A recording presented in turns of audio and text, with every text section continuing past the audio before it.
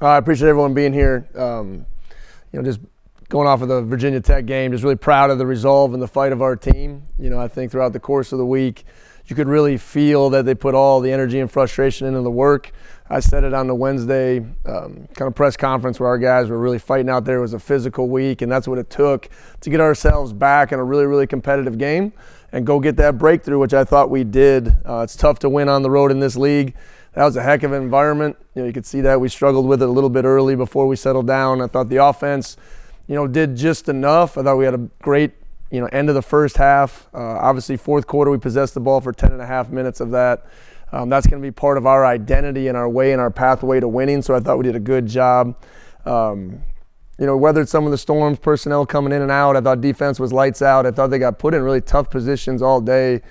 Some short fields. We lost a couple third downs, especially in the red zone that went to some points, but the goal line stand, shutting it down in the game and staying aggressive there in the 2-minute drill was awesome. In special teams, Connor Calvert obviously was clutch. Made some big field goals that we really needed. But we don't have rose-colored glasses on. I think there's a lot of things that we've identified, especially penalties. We had 6 penalties in the special teams game.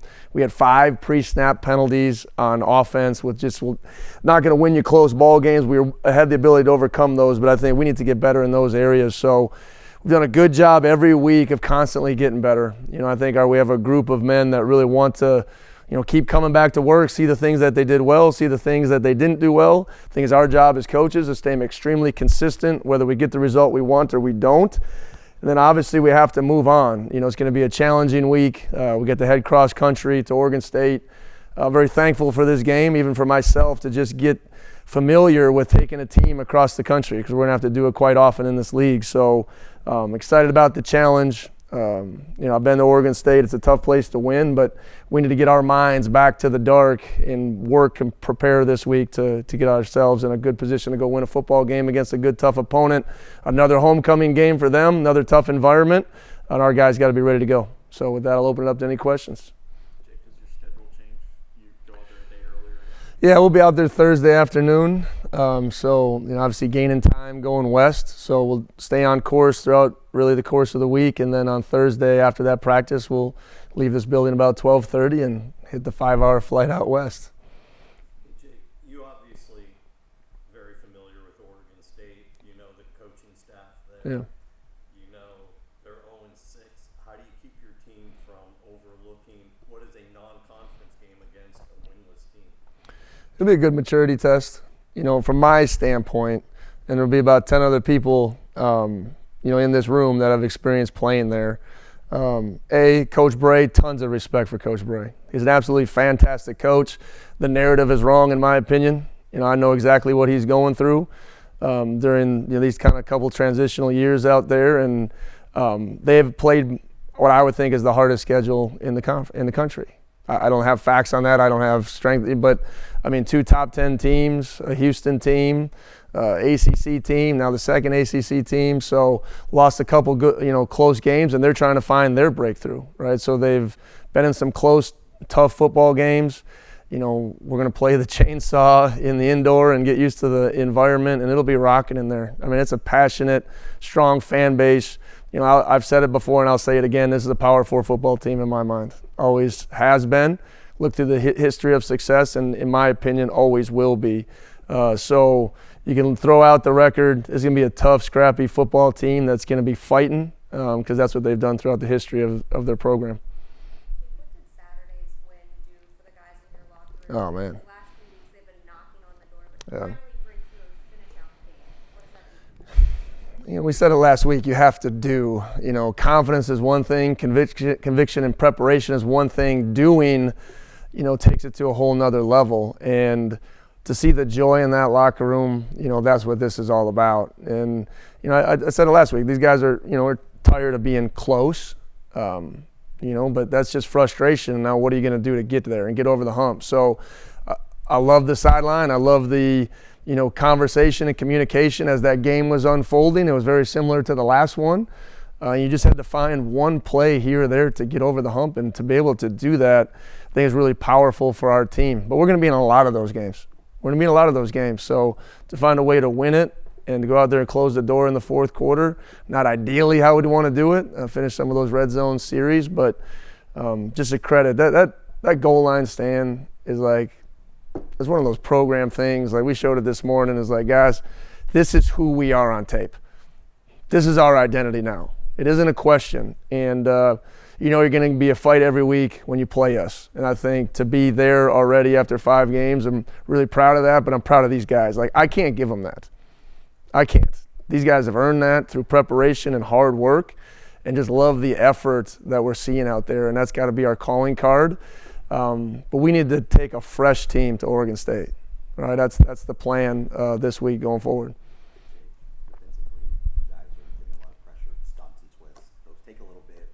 What does it say about the confidence you have with your linebackers, your corners, your safeties, as your defensive line, as well as saying, hey, we're going to get you guys home, but yeah. trust you guys.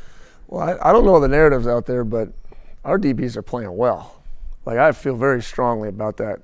Maybe I said it during the week, but Karan Prunty, man, is he playing well. Just been ultra consistent through 5 games. Throw away the pass interference. That's going to happen. He's just been really, really strong and confident. Just seeing his confidence grow. And, Webb and Trey West, I mean, these guys have played really big minutes. I think Nick is playing at a elite level, in my opinion, and just how fast he's playing. Vaughn and Z comes in, and Bray's been great. So just really proud of this defensive secondary. But it is rush and cover together. We knew if we could win first down, we felt like we could take advantage of their offensive line. And that was the challenge to the team going in, and I thought we had the ability to do that. Sometimes not as often as we would like, but when we got them behind the sticks, I thought we did a good job attacking. And, Langston won, and Newer won, and, Dallas on the pick just throws the center, straight on his tail. Big man interceptions. We celebrated the heck out of that this morning. So just fun to see those guys playing and having fun and going out there and doing it together.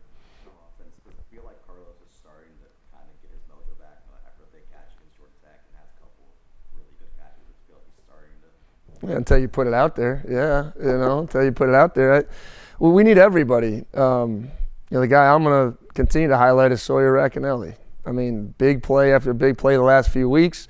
Really didn't play any offensive snaps throughout the course of the first 3 games. Mature enough to stay the course and be ready for his moment. So really great to see, and good to see Carlos make some of those catches. I've never lost belief in what he's capable of doing. We got to get Chris, I think, going again. He's had a little bit of some injury things, but, we need that big play ability. So it was good to see, and Ennie, once again, has been a really, really bright spot for our football team. So to see those guys going out there and making some plays is big, and, got us a little bit of the separation in the game. Injuries. Do you have anything you can tell us on Demondre? No injury report this week. Okay, so I'm go old school on you guys. You do your own information. Hopefully those guys are all out there in the walkthrough in some different capacity, and we'll keep working through this week and hopefully get them to Saturday. How many times can you say next man up on the offensive line before you? Hopefully not too many. But that was big. Jamarion came in. There's another guy, and we point him out to the team because I think there's a couple big-time efforts. Like George Stye hasn't practiced tackle in 4 weeks. And in the middle of the game, it's just like, all right, George, go to right tackle, right? I mean, just impressive. The other big one, I don't know if you caught it, is Eli Gilmore. Okay, Cobb's helmet came off in a pretty distinct situation in field goal, and he comes in cold there and is the snapper, and put myself in that situation, right? So he just goes out there, throws a laser beam back, and he executes, right? So, whatever your role is on this team, be ready for it to change. Ty Clark. I mean, Ty making those plays at the end of that game, that screenplay, man, the effort, the will. On the first one, he got a bad spot. I think he actually got the first down. And on the second one, that 3rd and 7 play, game-defining play. So took the rest of the timeout. We kicked the field goal. Defense shuts the door. So just a lot of great individual performances out there and guys that are staying ready when their number is called, which is exactly the type of team football that we'll need.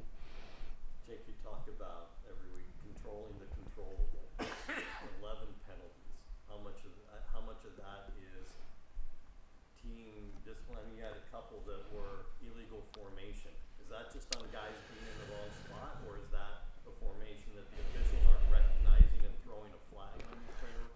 Well, a couple. I'll tell you the first one. Obviously, I did not prepare the team enough for the noise. That's me. I don't put that on Dev. I don't put that on Robbie. I put that square on me, and I told the team that.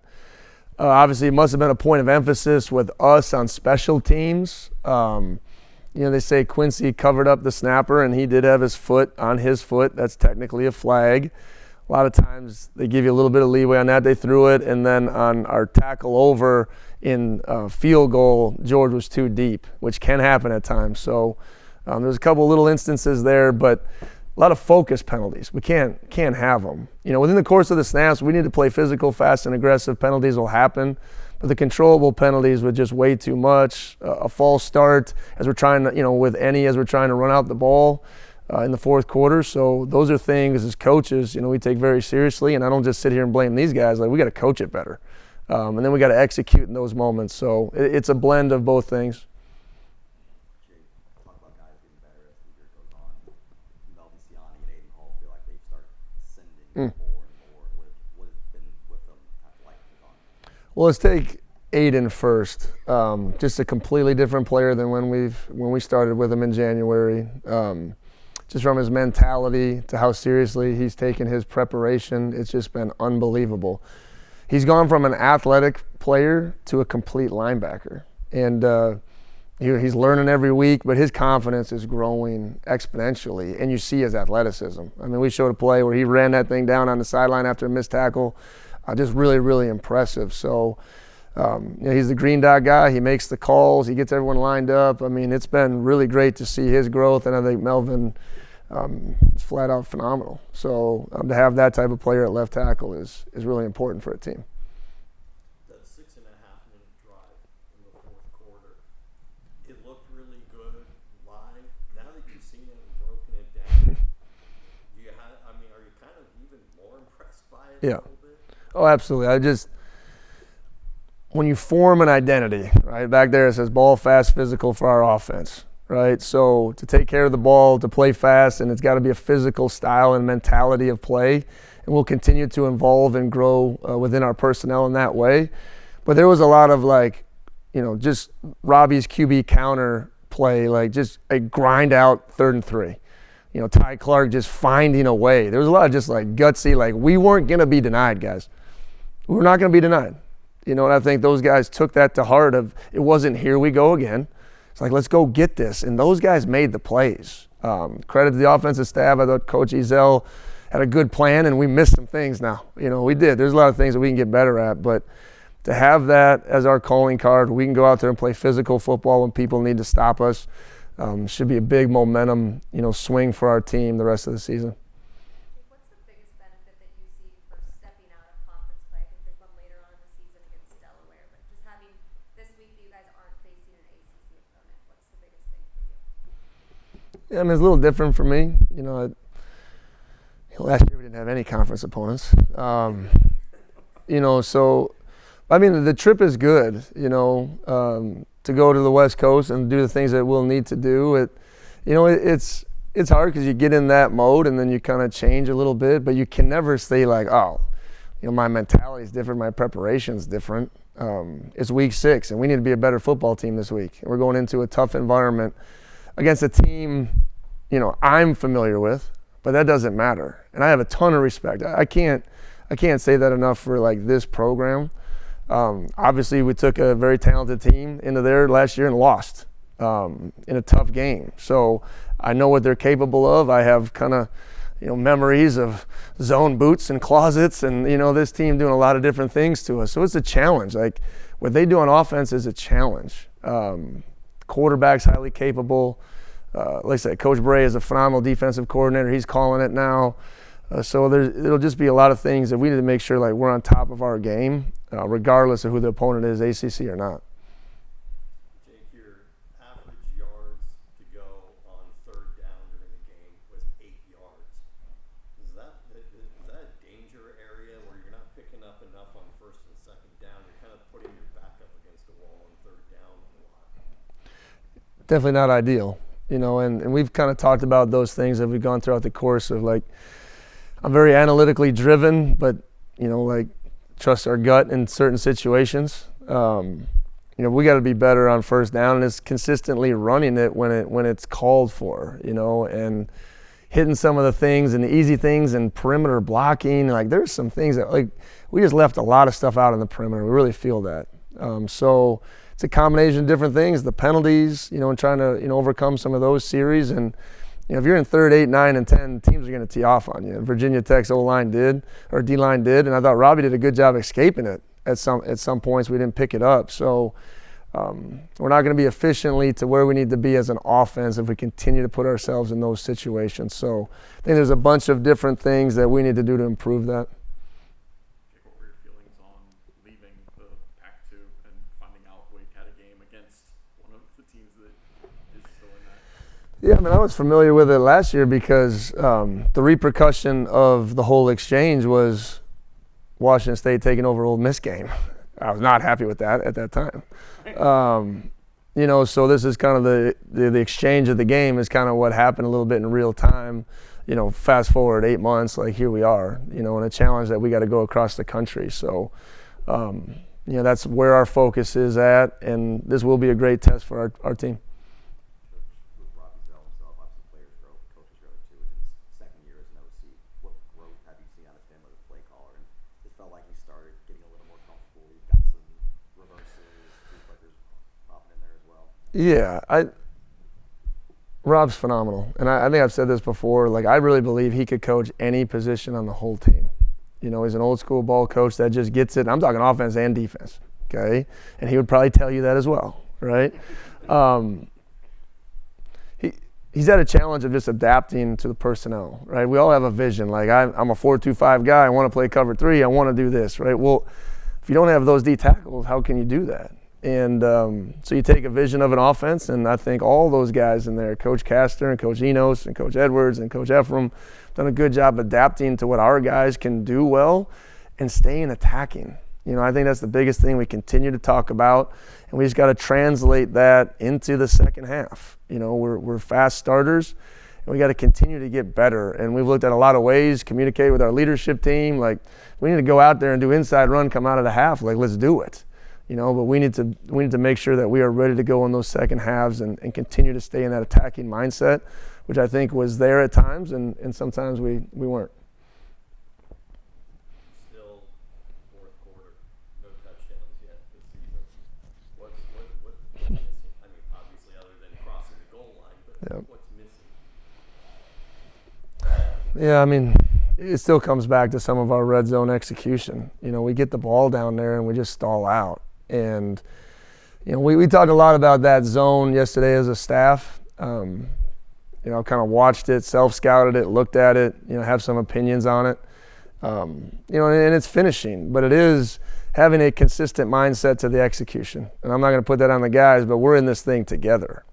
So from my standpoint, from offensive coaches to getting it out there on the field, just staying aggressive and putting somebody away. And once again, that's the next step. We talk about where can we grow, man, how we play in the fourth quarter and how we score, how we stay aggressive and keeping drives going.